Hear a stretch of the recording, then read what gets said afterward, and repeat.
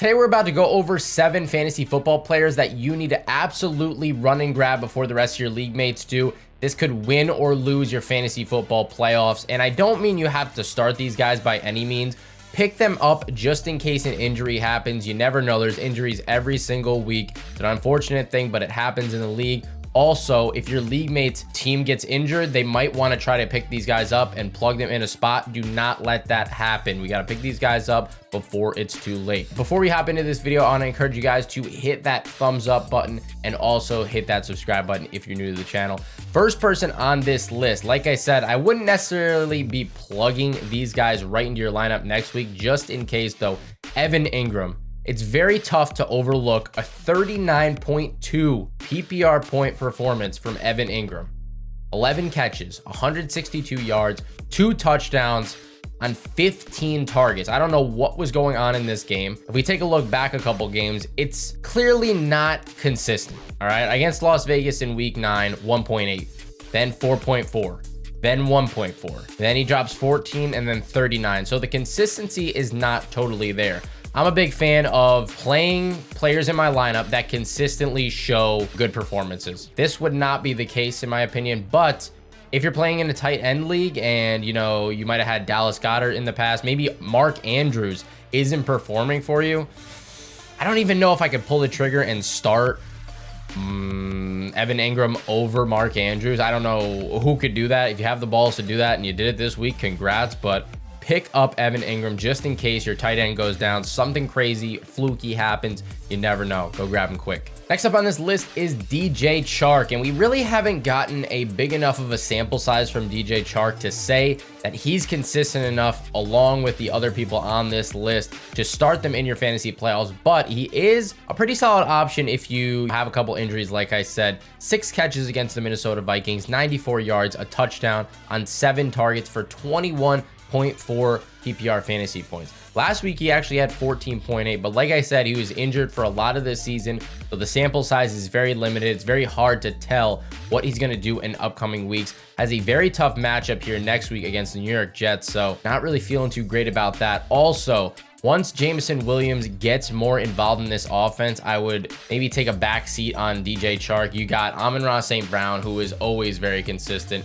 Then you're going to have Jameson Williams getting more involved. I don't even know if it's going to be this year, to be honest. He's got 1 target last week and 2 this week. He actually caught a touchdown for 41 yards this week. I don't know if they're going to target him more in these next couple of games, if they're just going to keep easing him into this offense. But back to DJ CHARK. Third or 4th option, you got Josh Reynolds here too. There's just so many good receivers in Detroit.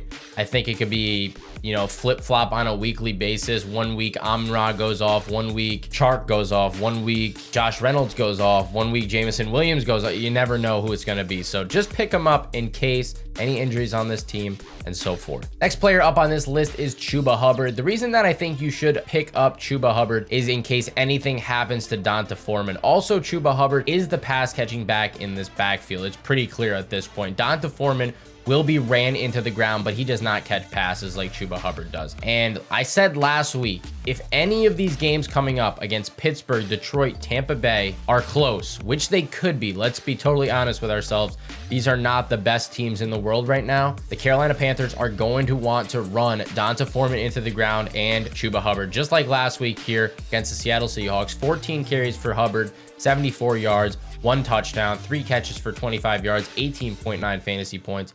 Pick him up just in case. If Foreman went down, I'd probably just plug him right into my lineup. I'm not gonna lie, he has that pass catching potential, and like I said, they're gonna want to run the ball in these next couple of games as much as they possibly can. Next player up on this list is Elijah Moore, and I really didn't think we'd be talking about this guy whatsoever for the rest of the season. Things were looking very grim, but he is showing some signs of consistency. And also, if Joe Flacco were to play next week as the starting quarterback, he has shown consistent numbers with Elijah Moore in years prior. All right, last year he was pretty good. All right, Mike White is also showing that he's trusting Elijah Moore more and more every single week. I didn't do that on purpose, by the way. 6 catches, 60 yards on 10 targets, which is what you love to see. No touchdowns, unfortunately, for him, but he's got a very favorable schedule coming up. Detroit Lions, Jacksonville Jaguars, Seattle Seahawks in your playoffs. I mean, they're going to be throwing the ball a lot. I don't really care who's at quarterback. If it's Zach Wilson, do not start any Jets, but if it's Mike White, if it's Joe Flacco, and you need a guy, Elijah Moore might be that guy. Next player up on this list, you might say, oh, wait, it's too late for this one. Okay, you could have told me this 5 weeks ago. Listen, these are players that are rostered in under 50% of the league, so I'm obligated to tell you about these people here. EJERICK McKinnon, 32.4 PPR fantasy points this week against the Denver Broncos. Do I think he's going to do this every single week? Absolutely not. There's no chance in hell this happens every week. But 6 carries, 22 yards, 7 receptions for 112 yards and 2 touchdowns. Absolutely ridiculous numbers. Pick him up right now. I would argue that you could plug him into your flex spot right now, but if Pacheco goes down or anything like that happens and he's the clear #1 running back on this offense, he's got to be a starter on your team. He has to be. I love Pacheco. I love his running style, but EJERICK McKinnon is showing great pass catching potential out of this backfield, and got Pat Mahomes as your quarterback. He's liking dumping it down more and more. So how can you not like what you're seeing out of EJERICK McKinnon right now? Pretty favorable schedule going forward as well. Houston, Seattle, and Denver. So all could be games where the Chiefs blow out the opponents. More favoring Pacheco, I would think, if these are blowout games, but you never know. Next player up on this list, you know, probably should be rostered in more leagues than he actually is. I don't know what's going on here, but 44.3% of leagues, Donovan Peoples-Jones. Had another good game with Deshaun Watson, 8 catches, 114 yards, 12 targets, 19.4 PPR fantasy points here. He's showing better chemistry with Deshaun Watson than Amari Cooper is at this moment. And everybody, including myself, was saying that Amari Cooper, Deshaun Watson, that's going to be the ultimate combination come fantasy playoffs. We'll have to see what happens there. We really do, because it's progressing a little too slow for my liking. A little too slow for me to be fully confident in Cooper going into the playoffs, but I still think you got to have him in your lineups at this point. Going up against Baltimore, New Orleans, and Washington, Donovan Peoples-Jones, pick him up just in case, like I said before, anything happens to Amari Cooper, anything happens to any other wide receiver in this lineup, or if nothing happens to anybody else in this lineup, you could still probably plug him in. That's definitely up to you guys whether you're playing Donovan Peoples-Jones every single week, but let me know if you are in the comment section down below. Last but not least on this list, we have Darius Slayton. I've been mentioning Darius Slayton for a while now, still only rostered in about 41% of leagues at the moment.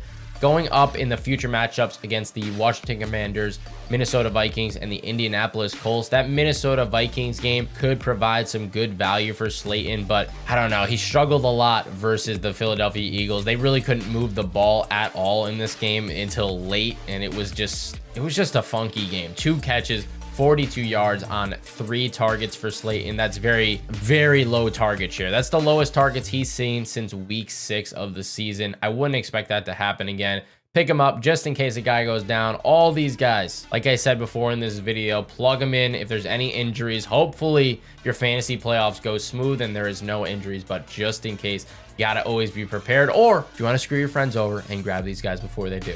Anyways, guys, if you learned anything from this video, make sure to drop a thumbs up and also hit that subscribe button. I will catch you in the next one. Peace.